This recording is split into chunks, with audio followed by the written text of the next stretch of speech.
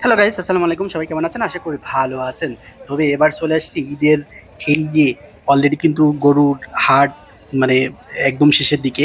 তো আমাদের বাংলাদেশে বিভিন্ন প্রান্তে বিভিন্ন জেলাতে কিন্তু অলরেডি কুরবানির গরু বেচাকেনা শুরু হয়ে গেছে অলরেডি, কিন্তু আমাদের এবারে কিন্তু ইন্ডিয়ার গরু কিন্তু বাংলাদেশে ঢোকে নাই, এবং আমাদের দেশি দেশি জাতীয় গরুগুলোই আমরা এবার সম্ভবত বাজারে উঠতেছে। আমি এই এই হাটটা যে আমি অনেক ঘোরাঘুরি করলাম, তো এখানে আমি কিন্তু বাইরের কোনো দেশের গরু আমি এখানে দেখতে পাই নাই।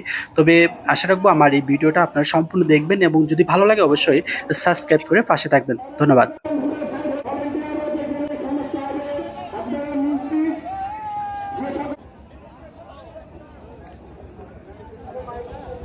তবে দর্শক, এবারে কিন্তু ছোট এবং বড় মাঝারি সব ধরনের গরুগুলি আপনারা পেয়ে যাবেন বিভিন্ন হাটেতে।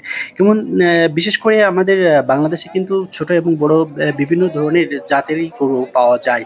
তবে এখানে দেখতে পাচ্ছেন ছাগলের হাট বসেছে। ছাগল কিন্তু ছোট এবং বড় মাঝারি সব ধরনের আছে। তবে আশা রাখবো যে আপনারা এই ভিডিওটা সম্পূর্ণ দেখবেন এবং লাইক কমেন্ট শেয়ার করে পাশে থাকবেন। আপনারা যে গরুটা দেখতে পাচ্ছেন 1,10,000 টাকা দাম বলেছে। তবে দেখতেই পাচ্ছেন এই গরুটা কিন্তু একদম ছোট, তারপরে কিন্তু দামের দিকটা কিন্তু অনেক বেশি। এবারে ঈদের কিন্তু গরুর মূল্যটা মানে বাজারটা এই মানে একটু বেশি হবে।